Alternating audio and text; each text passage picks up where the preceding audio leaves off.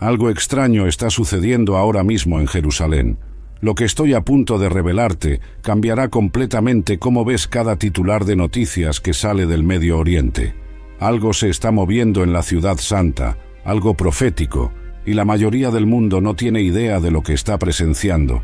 Por siglos la gente ha esperado, observado y orado, y ahora la ciudad más sagrada del mundo está haciendo preparativos para algo extraordinario. Déjame contarte algo que te va a dar escalofríos por toda la espalda. Hay una ciudad en este planeta que no es como ninguna otra, una ciudad que ha sido el centro de la atención divina durante más de 3000 años. Estoy hablando de Jerusalén, y lo que está pasando ahí ahora mismo va a dejarte sin palabras. Mira, cuando uno lee la Biblia se da cuenta de algo increíble. Jerusalén no es solo una ciudad más en el mapa, es el epicentro de todo lo que Dios tiene planeado para el futuro de la humanidad.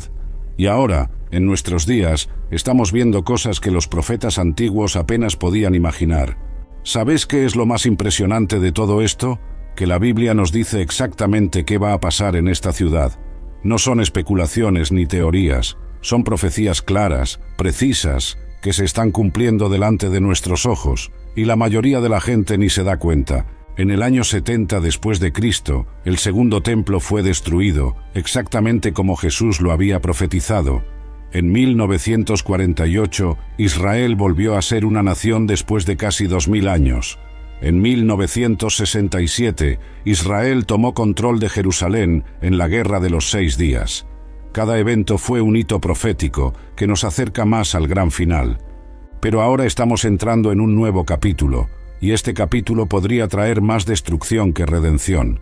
Podría señalar el inicio de algo absolutamente aterrador, porque una vez que se cumple esta profecía, ya no hay vuelta atrás. La cronología de los tiempos finales quedará completamente establecida. Lo que está pasando en Jerusalén ahora mismo no es casualidad. Hay fuerzas trabajando detrás de escena, preparando algo que la mayoría de la gente no está lista para enfrentar. Y cuando te diga qué es, vas a entender por qué el mundo entero tiene sus ojos puestos en esta ciudad antigua. La pregunta no es si algo va a pasar, la pregunta es cuándo, y las señales que estamos viendo sugieren que ese cuándo podría ser mucho más pronto de lo que cualquiera de nosotros pensaba. Jerusalén se está preparando, pero ¿para qué exactamente? Durante siglos, los estudiosos de la profecía han debatido sobre el momento exacto del regreso de Cristo. Pero ahora tenemos algo que las generaciones anteriores nunca tuvieron. Estamos viendo los preparativos reales happening in real time. No son símbolos, no son metáforas, son eventos reales, tangibles, que podés verificar con tus propios ojos. Hay 3 señales innegables que nos muestran que el regreso de Jesús está cerca. 3 señales que están ocurriendo simultáneamente por primera vez en la historia. Y cuando entiendas lo que significan estas señales, vas a darte cuenta de que estamos viviendo en el tiempo más extraordinario de toda la historia humana. La primera señal tiene que ver con un edificio que ha estado ausente de Jerusalén por casi 2000 años. La segunda señal involucra a unos animales muy específicos que acaban de llegar desde Texas. Y la tercera señal es sobre naciones que se están posicionando exactamente como la Biblia predijo que lo harían. Pero antes de entrar en esos detalles, necesitas entender algo fundamental. Lo que está pasando en Jerusalén no es solo importante para los judíos o para los cristianos, es importante para toda la humanidad. Porque cuando Dios interviene en la historia humana de manera definitiva, todo cambia, todo. Señales proféticas. Despertando. Ahora sí, vamos a meternos de lleno en lo que realmente está pasando, porque lo que te voy a contar ahora va a hacer que todo encaje como las piezas de un rompecabezas profético que lleva miles de años armándose. ¿Te acordás cuando Jesús estaba con sus discípulos en el Monte de los Olivos? Ellos le preguntaron algo que nos atañe directamente a nosotros hoy. Dinos, ¿cuándo serán estas cosas? ¿Y qué señal habrá de tu venida y del fin del siglo? Mateo 24, 3.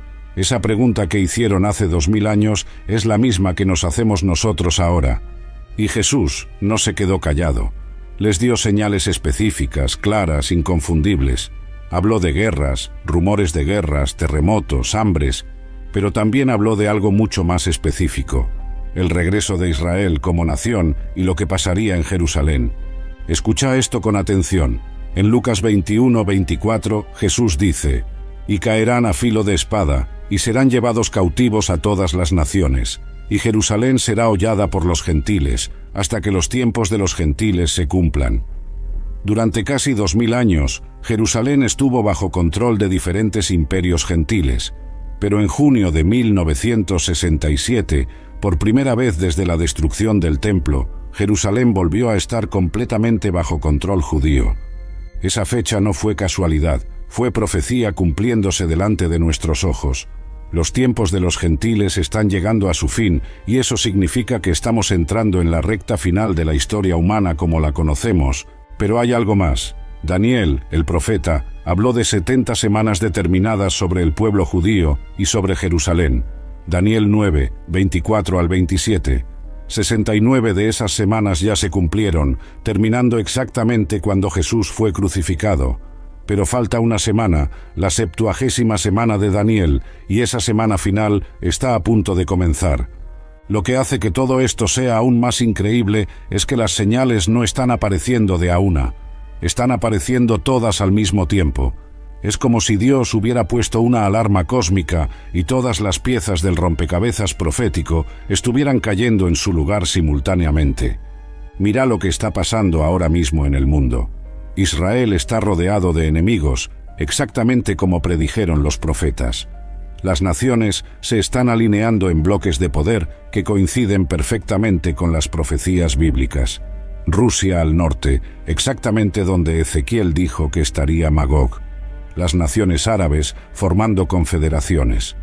Todo está tomando la forma exacta que la Biblia describió hace miles de años. Y mientras todo esto pasa en el escenario mundial, algo mucho más específico está ocurriendo en Jerusalén. Algo que tiene que ver con un edificio que no ha existido por 2 milenios, pero que debe estar en pie antes de que Cristo regrese. Los preparativos para la construcción del tercer templo no son teoría, son realidad. Hay organizaciones trabajando activamente para que esto suceda. Tienen los planos, tienen los materiales, tienen incluso a los sacerdotes entrenados. Solo están esperando el momento correcto. Pero acá viene lo que te va a dejar helado. La Biblia dice que ese templo va a ser construido, sí, pero no para honrar a Dios como nosotros pensaríamos. Va a ser el escenario para la mayor decepción en la historia de la humanidad. Porque alguien va a entrar a ese templo y va a declararse Dios. Segunda de Tesalonicenses 2, 4 dice: «El cual se opone y se levanta contra todo lo que se llama Dios o es objeto de culto, tanto que se sienta en el templo de Dios como Dios, haciéndose pasar por Dios». ¿Te das cuenta de lo que esto significa?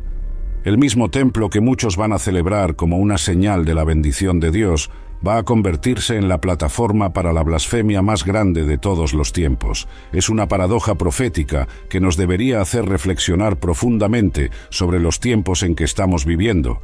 El tercer templo, una cuenta regresiva. Te voy a contar algo que va a cambiar completamente tu perspectiva sobre lo que está pasando en Jerusalén ahora mismo. Estamos más cerca que nunca de ver la construcción del tercer templo, y una vez que eso pase, no hay vuelta atrás. La cuenta regresiva hacia el regreso de Cristo va a estar oficialmente activada. Durante siglos, la reconstrucción del templo parecía imposible. Los musulmanes controlaban el monte del templo con la cúpula de la roca y la mezquita de Al-Aqsa. Parecía que nunca iba a ser posible construir un nuevo templo ahí. Pero las cosas están cambiando de maneras que nadie anticipó. Primero, tenés que entender por qué este templo es tan importante. No es solo un edificio religioso, es la pieza central de todas las profecías del tiempo del fin. Sin el templo, muchas de las profecías bíblicas simplemente no pueden cumplirse. Es como si fuera el último componente que falta para que toda la maquinaria profética se ponga en marcha. El Instituto del Templo en Jerusalén lleva décadas preparándose para este momento.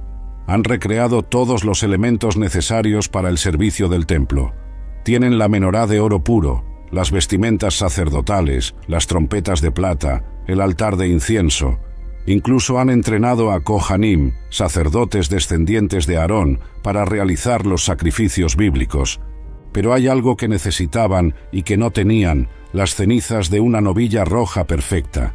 Sin estas cenizas no podían purificar el templo según la ley bíblica. y durante 2000 años no había novillas rojas que cumplieran con todos los requisitos.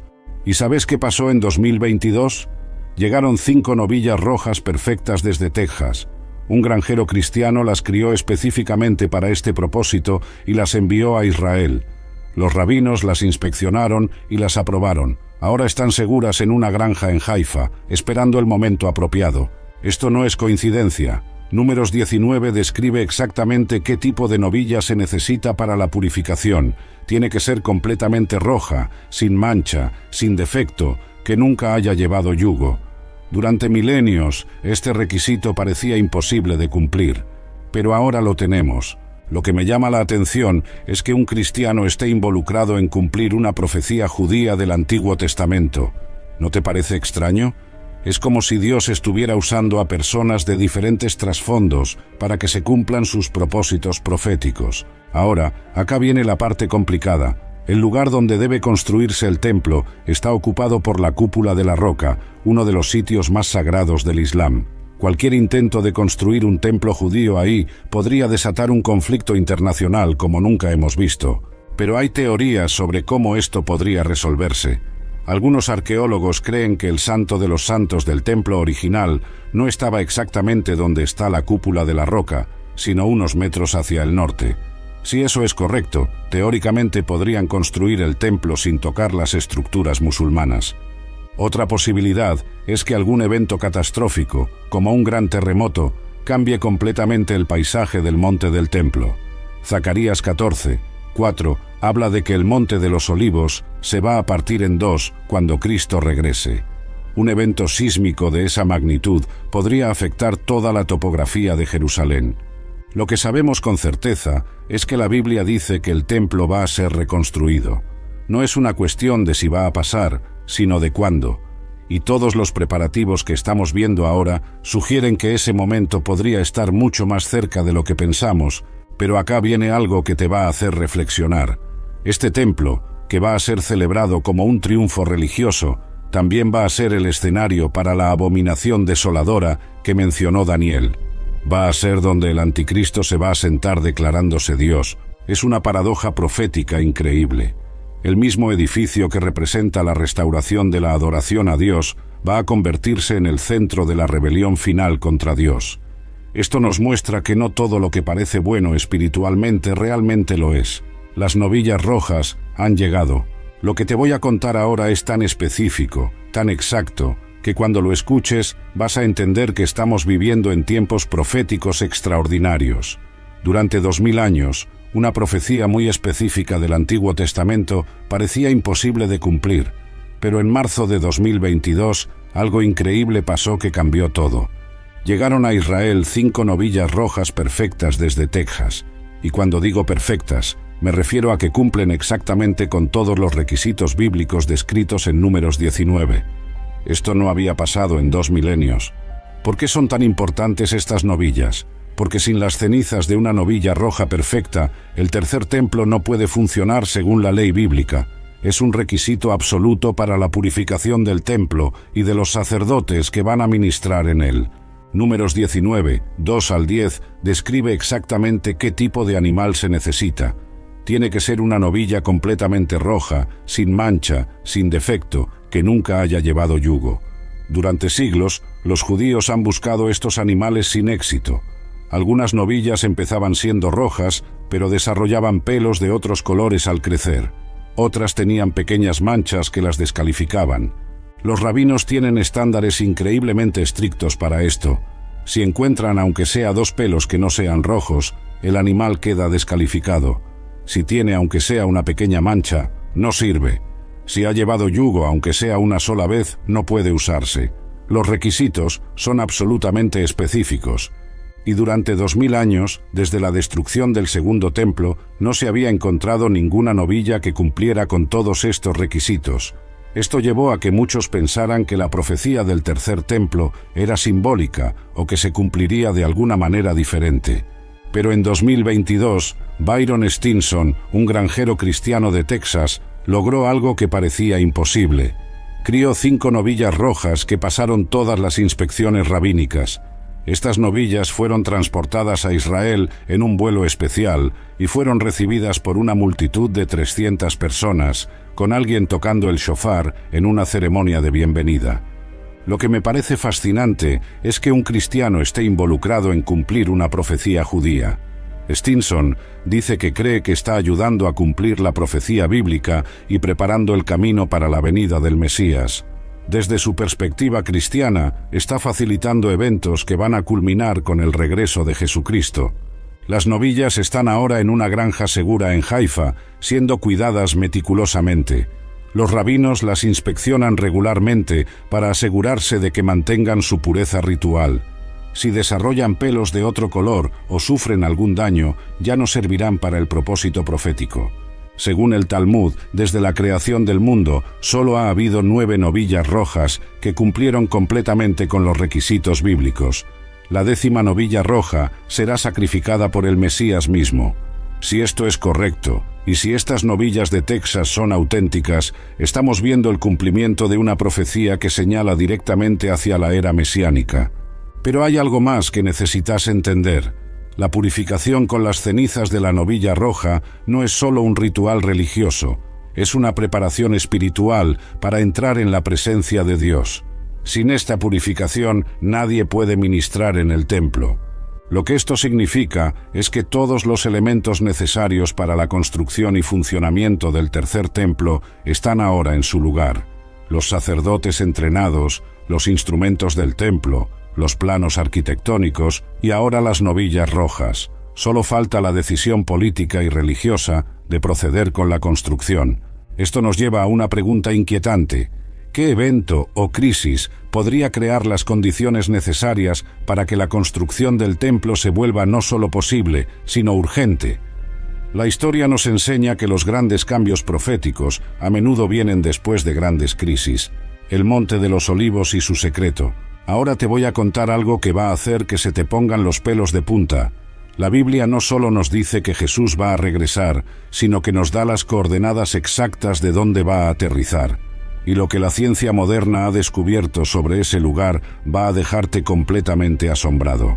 Zacarías 14:4 dice: «Y se afirmarán sus pies en aquel día sobre el Monte de los Olivos, que está enfrente de Jerusalén al oriente, y el Monte de los Olivos se partirá por la mitad, hacia el oriente y hacia el occidente, haciendo un valle muy grande».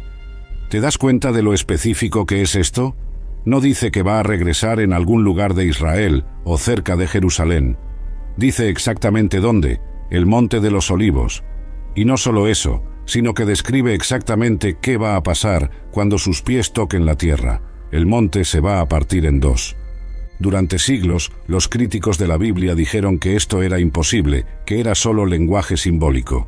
¿Cómo puede una montaña partirse en dos? Parecía científicamente imposible, pero ahora sabemos algo que los antiguos no sabían. El Monte de los Olivos está ubicado directamente sobre una falla geológica activa. Los sismólogos han confirmado que hay una línea de falla que corre exactamente de este a oeste bajo el monte, precisamente en la dirección que describe la profecía de Zacarías. Esto no es teoría, es ciencia. La presión tectónica se ha estado acumulando en esa área durante años. Un evento sísmico significativo, como el tipo que se describe en Zacarías, podría efectivamente causar que el monte se parta exactamente como la profecía predice. ¿No te parece increíble? La Biblia, escrita hace más de 2500 años, describe con precisión científica un evento geológico que solo ahora podemos entender completamente. Pero hay más. El Monte de los Olivos no es solo cualquier lugar en la Biblia. Es uno de los sitios más significativos en toda la Escritura. Fue aquí donde Jesús lloró sobre la futura destrucción de Jerusalén. Fue aquí donde pronunció su profecía sobre los tiempos del fin. Fue aquí donde oró en agonía antes de su crucifixión en el Getsemaní. Y fue desde aquí que ascendió al cielo. Hechos 1:11 nos dice que cuando Jesús ascendió, 2 ángeles les dijeron a los discípulos: «Varones Galileos, ¿por qué estáis mirando al cielo? Este mismo Jesús, que ha sido tomado de vosotros al cielo, así vendrá como le habéis visto ir al cielo». ¿Te das cuenta del patrón? Se fue desde el Monte de los Olivos y va a regresar al Monte de los Olivos. No es casualidad. Es el plan perfecto de Dios, desarrollándose exactamente como lo predijo. Lo que hace que esto sea aún más extraordinario es que cuando Jesús regrese a este lugar, no va a venir como el Cordero humilde que vino la primera vez. Va a venir como el Rey de Reyes y Señor de Señores. Apocalipsis 19, 11 al 16, describe su regreso. Entonces vi el cielo abierto, y he aquí un caballo blanco, y el que lo montaba se llamaba Fiel y Verdadero. Esta vez no viene a morir por los pecados del mundo. Esa obra ya está terminada. Esta vez viene a reinar sobre el mundo, y cuando sus pies toquen el monte de los olivos, toda la topografía de Jerusalén va a cambiar para siempre. Zacarías 14 continúa describiendo lo que va a pasar después de que el monte se parta. Va a formarse un gran valle que va a cambiar todo el sistema de aguas de la región. Aguas vivas van a fluir desde Jerusalén, la mitad hacia el mar oriental y la mitad hacia el mar occidental. Esto no es solo poesía profética, es una descripción de cambios geológicos e hidrológicos reales que van a transformar completamente la geografía de Israel. El país que es conocido por su escasez de agua va a convertirse en una tierra de aguas abundantes. Pero acá viene algo que realmente te va a impactar. Los científicos que han estudiado las fallas geológicas en esa área dicen que si ocurriera un terremoto de la magnitud descrita en Zacarías, efectivamente cambiaría todo el sistema hidrológico de la región, exactamente como la profecía describe. Una vez más, vemos que la ciencia moderna está confirmando lo que la Biblia predijo hace milenios. No estamos hablando de coincidencias, estamos hablando de precisión profética que solo puede venir de Dios. Las naciones se alinean contra Israel. Te voy a mostrar algo que va a hacer que veas las noticias internacionales de una manera completamente diferente. Lo que está pasando en el escenario mundial ahora mismo no es casualidad. Las naciones se están alineando exactamente como los profetas bíblicos dijeron que lo harían antes del regreso de Cristo. Zacarías 12, 2 al 3 dice: «He aquí yo pongo a Jerusalén por copa, que hará temblar a todos los pueblos de alrededor contra Judá, cuando ellos pongan sitio contra Jerusalén. Y en aquel día yo pondré a Jerusalén por piedra pesada a todos los pueblos. Todos los que se la cargaren serán despedazados, bien que todas las naciones de la tierra se juntarán contra ella». ¿Te das cuenta de lo que esto está diciendo? Jerusalén va a convertirse en un problema internacional. Las naciones van a intentar cargar con Jerusalén, tratando de resolver el problema, pero todos los que lo intenten van a salir lastimados, y eventualmente todas las naciones de la tierra se van a juntar contra Israel. Mira lo que está pasando ahora mismo. Jerusalén es constantemente tema en las Naciones Unidas. Hay más resoluciones contra Israel en la ONU que contra cualquier otro país del mundo. Las naciones constantemente están tratando de dividir Jerusalén, de internacionalizar la ciudad, de resolver el problema palestino. Pero cada vez que alguna nación o alianza internacional trata de presionar a Israel sobre Jerusalén, las cosas les salen mal. Estados Unidos, la Unión Europea, Rusia, todos han tratado de ser mediadores en el conflicto del Medio Oriente y todos han fracasado. Es exactamente lo que Zacarías predijo. Todos los que tratan de cargar con Jerusalén terminan despedazados. Ezequiel 38 describe una invasión masiva contra Israel en los últimos días. Habla de Magog, que la mayoría de los estudiosos identifican con Rusia, liderando una coalición de naciones contra Israel. Menciona a Persia, que es claramente Irán, y a otras naciones que se pueden identificar con países actuales del Medio Oriente y África del Norte. ¿Y qué estamos viendo ahora? Rusia tiene una presencia militar significativa en Siria, justo al norte de Israel. Irán tiene proxy militares en Líbano, Siria, Gaza y Yemen, todos rodeando a Israel. Las naciones árabes están formando alianzas que nunca habíamos visto antes. Pero hay algo aún más específico. Daniel 2 describe 4 grandes imperios mundiales y luego habla de un último reino que va a ser, en parte fuerte y en parte frágil. Daniel 2, 40 al 43. Muchos estudiosos creen que esto se refiere a una confederación de naciones europea que va a emerger en los últimos días. ¿No te parece interesante que la Unión Europea encaje perfectamente con esta descripción? Es una confederación de naciones que son fuertes económicamente pero débiles políticamente. Están unidos en algunas cosas pero divididos en otras, exactamente en parte fuerte y en parte frágil. Apocalipsis 16, 12 al 16, habla de los reyes del Oriente que van a marchar hacia el oeste para la batalla final. China, India, los países asiáticos están aumentando su poder militar y económico de maneras sin precedentes. Todo el escenario mundial se está alineando exactamente como la Biblia predijo. Rusia al norte, Europa al oeste, las naciones árabes alrededor, China y Asia al oriente. Todas las piezas del rompecabezas profético están cayendo en su lugar, pero acá viene lo más inquietante. Apocalipsis 16, 14, dice que estas naciones van a ser reunidas para la guerra del gran día del Dios Todopoderoso. No van a elegir luchar contra Israel porque quieren. Van a ser sobrenaturalmente influenciadas para hacer exactamente lo que Dios predijo que harían. Joel 3, 2 dice: «Reuniré a todas las naciones y las haré descender al valle de Josafat, y allí entraré en juicio con ellas a causa de mi pueblo y de Israel mi heredad». Dios mismo va a reunir a las naciones contra Israel para el juicio final. No porque odie a esas naciones, sino porque han rechazado su plan de salvación y han maltratado a su pueblo escogido. Lo que esto significa es que los conflictos actuales en el Medio Oriente no son solo disputas políticas o territoriales, son el cumplimiento de profecías específicas que van a culminar en la intervención directa de Dios en los asuntos humanos. Cada titular de noticias que ves sobre Israel, cada resolución de la ONU, cada amenaza de Irán, cada movimiento militar en la región, es una pieza más del rompecabezas profético que se está completando ante nuestros ojos, el regreso del Rey.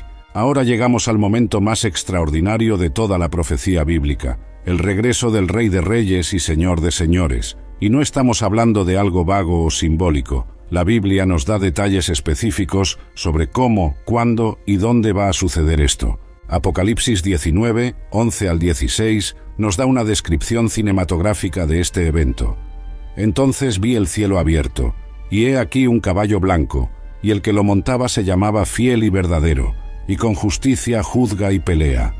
Sus ojos eran como llama de fuego, y había en su cabeza muchas diademas, y tenía un nombre escrito que ninguno conocía sino él mismo. Esta no es la imagen humilde del bebé en el pesebre o del hombre sufriente en la cruz. Esta es la imagen del Cristo glorificado, del Rey conquistador que viene a establecer su reino en la tierra. Primera de Tesalonicenses 4, 16 al 17 describe el momento. Porque el Señor mismo con voz de mando, con voz de arcángel y con trompeta de Dios descenderá del cielo, y los muertos en Cristo resucitarán primero. Luego nosotros los que vivimos, los que hayamos quedado, seremos arrebatados juntamente con ellos en las nubes para recibir al Señor en el aire. Pero hay dos fases en el regreso de Cristo. Primero viene por su iglesia, en lo que llamamos el rapto o arrebatamiento. Esto puede suceder en cualquier momento, sin señales previas, es inminente. La segunda fase es cuando viene con su iglesia para establecer su reino milenial en la tierra. Esta es la segunda venida propiamente dicha, y esta sí tiene señales específicas que la preceden, y muchas de esas señales las estamos viendo ahora. Mateo 24, 29 al 30 dice: «E inmediatamente después de la tribulación de aquellos días, el sol se oscurecerá, y la luna no dará su resplandor, y las estrellas caerán del cielo, y las potencias de los cielos serán conmovidas. Entonces aparecerá la señal del Hijo del Hombre en el cielo, y entonces lamentarán todas las tribus de la tierra, y verán al Hijo del Hombre viniendo sobre las nubes del cielo, con poder y gran gloria». Este regreso va a ser visible, universal, glorioso, no va a ser secreto, todo ojo lo va a ver, va a venir con poder y gran gloria, acompañado por todos los santos y ángeles del cielo. Y cuando llegue a la tierra, sus pies van a tocar el monte de los olivos, exactamente donde ascendió hace 2000 años. Zacarías 14, 4. En ese momento, la geografía de Israel va a cambiar para siempre. El monte se va a partir en dos, creando un gran valle. Pero antes de que eso suceda, va a haber un período de tribulación como nunca ha habido en la historia de la humanidad. Daniel 12, 1 dice: «Será tiempo de angustia, cual nunca fue desde que hubo gente hasta entonces». Durante este período, el anticristo va a reinar sobre la tierra. Va a engañar a las naciones, va a perseguir a los judíos y a los cristianos que se conviertan durante la tribulación. Va a establecer un gobierno mundial, una economía mundial, una religión mundial. Pero su reino va a ser corto. Apocalipsis 17:12 dice que los reyes que le dan su poder por una hora recibirán autoridad como reyes juntamente con la bestia. Una hora profética que representa un periodo muy breve, y cuando Cristo regrese va a destruir completamente el sistema del anticristo. Segunda de Tesalonicenses 2:8 dice: y entonces se manifestará aquel inicuo, a quien el Señor matará con el espíritu de su boca y destruirá con el resplandor de su venida. No va a ser una batalla prolongada, va a ser una victoria instantánea y completa.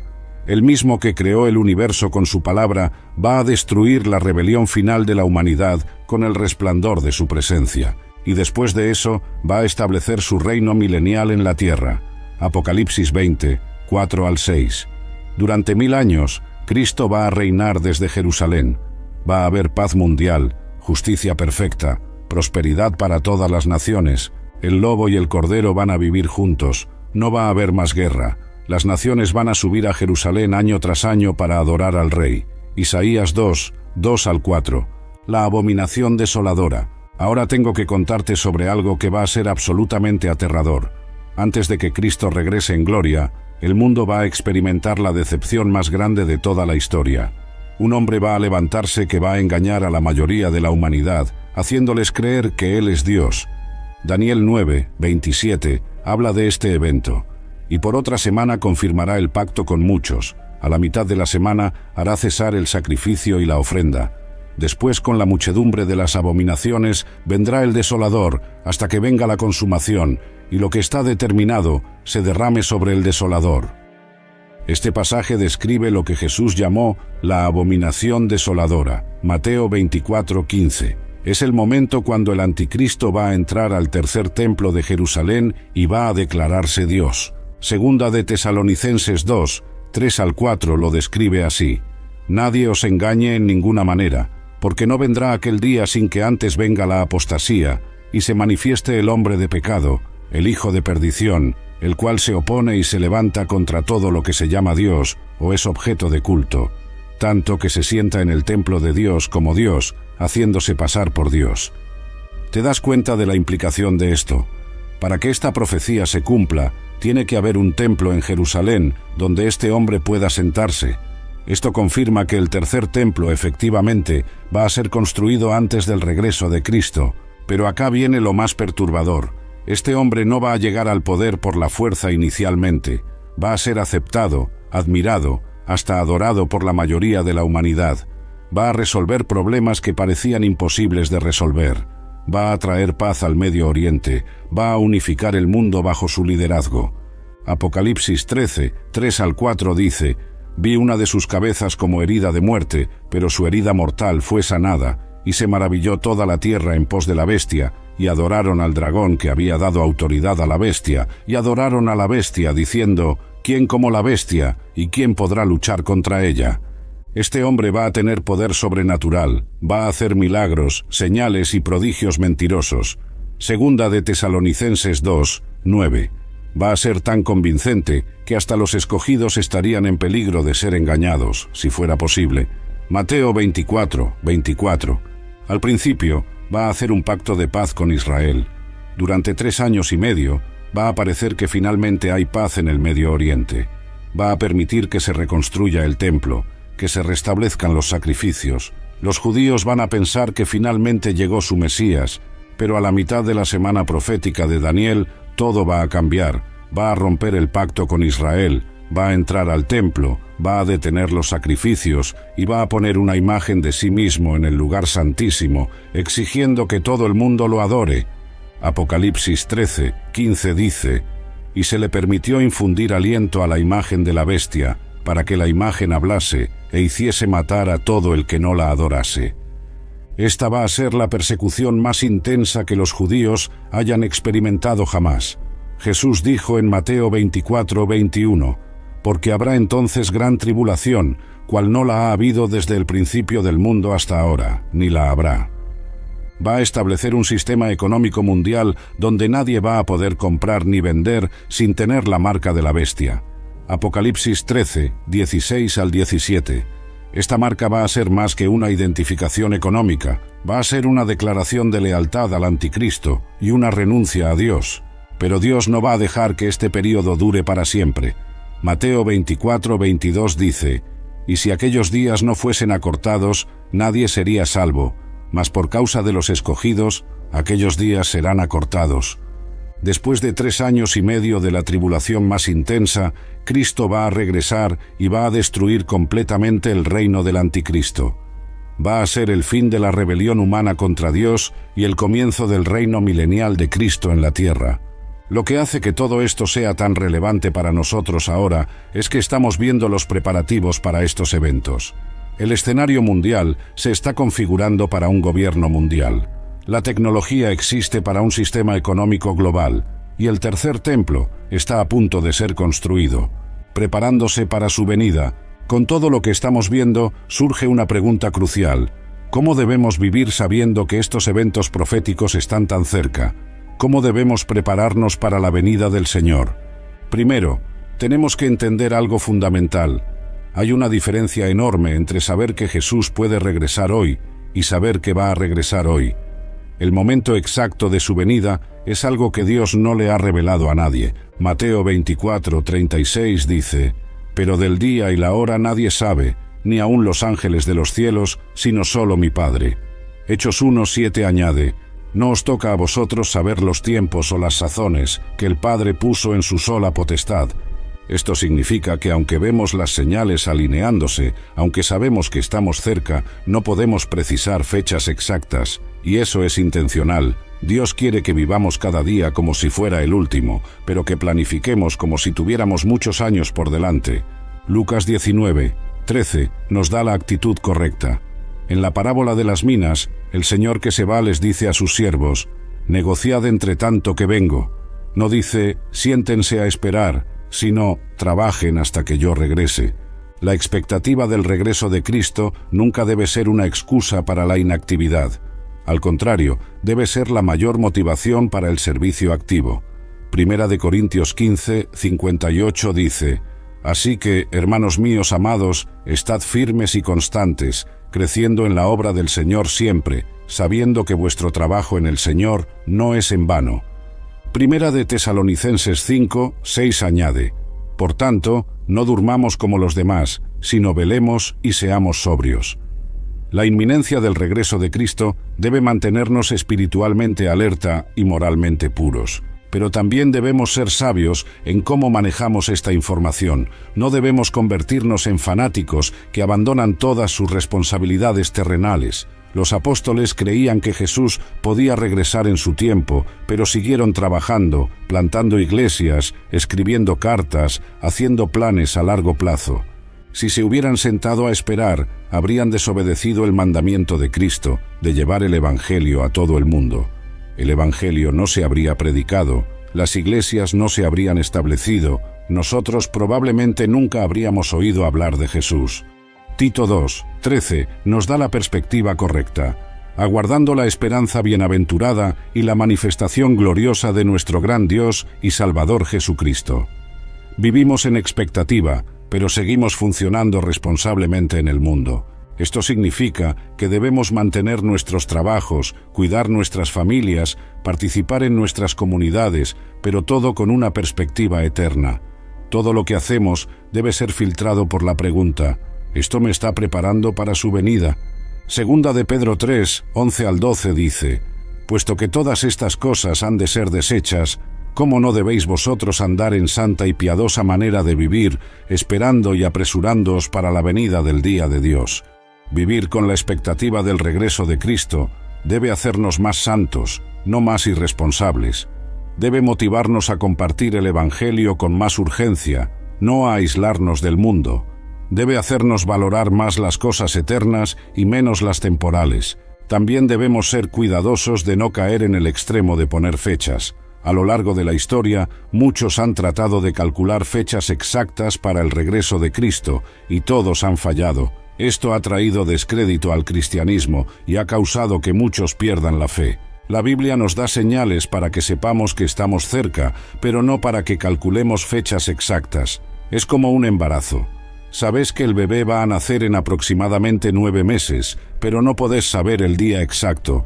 Las señales te dicen que estás cerca, pero no te dan la hora precisa. Nuestra responsabilidad es estar listos siempre, vivir cada día en santidad, servir fielmente donde Dios nos ha puesto y compartir el Evangelio con urgencia, sabiendo que el tiempo se está acabando. Viviendo con esperanza profética. Llegamos al final de nuestro recorrido por las señales proféticas, pero este no es realmente un final, es un comienzo, porque todo lo que hemos visto nos lleva a una pregunta personal e ineludible. ¿Cómo vas a vivir sabiendo lo que sabes ahora? La profecía bíblica no es entretenimiento, no es un rompecabezas intelectual para resolver. Es una revelación de los planes de Dios que debe transformar completamente nuestra manera de vivir. Cuando entendés que estás viviendo en los últimos días de la historia humana, todo cambia. Segunda de Pedro 3:14 dice: «Por lo cual, oh amados, estando en espera de estas cosas, procurad con diligencia ser hallados por Él sin mancha e irreprensibles, en paz». La esperanza profética debe producir pureza personal. Esto significa que cada decisión que tomás, cada palabra que decís, cada pensamiento que permitís en tu mente debe ser evaluado a la luz de la inminente venida de Cristo. ¿Es esto algo que querés que Él encuentre cuando regrese? Primera de Juan 3:2-3 lo explica así: «Amados, ahora somos hijos de Dios, y aún no se ha manifestado lo que hemos de ser. Pero sabemos que cuando Él se manifieste, seremos semejantes a Él, porque le veremos tal como Él es, y todo aquel que tiene esta esperanza en Él se purifica a sí mismo, así como Él es puro». La esperanza del regreso de Cristo es purificadora. Cuando realmente crees que lo vas a ver cara a cara, que vas a tener que dar cuenta de tu vida, que vas a ser transformado a su semejanza, eso cambia todo, pero también debe llenarnos de urgencia evangelística. Segunda de Corintios 5:20 dice: «Así que somos embajadores en nombre de Cristo, como si Dios rogase por medio de nosotros. Os rogamos en nombre de Cristo, reconciliaos con Dios». Si realmente creemos que el tiempo se está acabando, si realmente entendemos que la mayoría de la humanidad no está preparada para el regreso de Cristo, entonces deberíamos estar haciendo todo lo posible para compartir el Evangelio. No podemos quedarnos callados sabiendo que nuestros familiares, amigos, vecinos, compañeros de trabajo no conocen a Cristo. La urgencia profética debe traducirse en urgencia evangelística. Romanos 10:14-15 dice: «¿Cómo pues invocarán a aquel en el cual no han creído? ¿Y cómo creerán en aquel de quien no han oído? ¿Y cómo oirán sin haber quien les predique? ¿Y cómo predicarán si no fueren enviados? Como está escrito: cuán hermosos son los pies de los que anuncian la paz, de los que anuncian buenas nuevas». Dios nos ha puesto en este momento de la historia, en este lugar específico, con las personas específicas que nos rodean, para ser sus testigos. No es casualidad que estés viviendo ahora, cuando las profecías se están cumpliendo. También debemos mantener una perspectiva correcta sobre los eventos mundiales. Cuando vemos guerras, desastres naturales, crisis económicas, persecución religiosa, no debemos desesperar. Estas cosas están profetizadas. Son señales de que el plan de Dios se está desarrollando exactamente como Él dijo. Lucas 21:28 dice: «Cuando estas cosas comiencen a suceder, erguíos y levantad vuestra cabeza, porque vuestra redención está cerca». Los eventos que aterran al mundo deben llenar de esperanza a los creyentes. Esto no significa que seamos insensibles al sufrimiento humano. Debemos tener compasión, ayudar donde podamos, orar por los que sufren. Pero también debemos mantener la perspectiva eterna de que Dios está en control y que todo está trabajando hacia el establecimiento de su reino perfecto. Filipenses 4:6-7 nos da la actitud correcta. «Por nada estéis afanosos, sino sean conocidas vuestras peticiones delante de Dios en toda oración y ruego, con acción de gracias. Y la paz de Dios, que sobrepasa todo entendimiento, guardará vuestros corazones y vuestros pensamientos en Cristo Jesús». En medio de la turbulencia mundial, podemos tener paz porque sabemos cómo termina la historia. Cristo gana. El bien triunfa sobre el mal, la justicia prevalece, el reino de Dios se establece para siempre. Finalmente, debemos vivir con esperanza contagiosa. Primera de Pedro 3:15 dice: «Sino santificad a Dios el Señor en vuestros corazones, y estad siempre preparados para presentar defensa con mansedumbre y reverencia ante todo el que os demande razón de la esperanza que hay en vosotros». Nuestra esperanza en el regreso de Cristo debe ser tan evidente, tan radiante, que otros la noten y quieran saber por qué somos diferentes. En un mundo lleno de desesperanza, debemos ser faros de esperanza. El reloj está corriendo, el escenario está montado, el rey viene. La pregunta no es si estas cosas van a pasar, la pregunta es si vas a estar listo cuando pasen. ¿Vas a vivir cada día a la luz de la eternidad? ¿Vas a usar el tiempo que te queda para glorificar a Dios y ganar almas para su reino? Las profecías son claras, las señales se están alineando, las condiciones geológicas son perfectas. Jerusalén se está preparando, el tercer templo está llegando, las naciones se están posicionando exactamente como la Escritura predijo. El monte de los Olivos, sentado sobre su falla geológica, está listo para partirse al toque de sus pies. Todo está en su lugar, pero la pregunta no es si Jesús va a regresar, es cómo vas a pasar el tiempo entre ahora y entonces. ¿Te va a encontrar fiel cuando regrese? ¿Vas a estar sirviendo activamente en su reino? ¿Vas a estar listo para el momento en que el cielo se abra y el Rey de Reyes descienda al monte de los Olivos? El reloj está corriendo, el escenario está montado, el Rey viene. ¿Qué vas a hacer con el tiempo que te queda?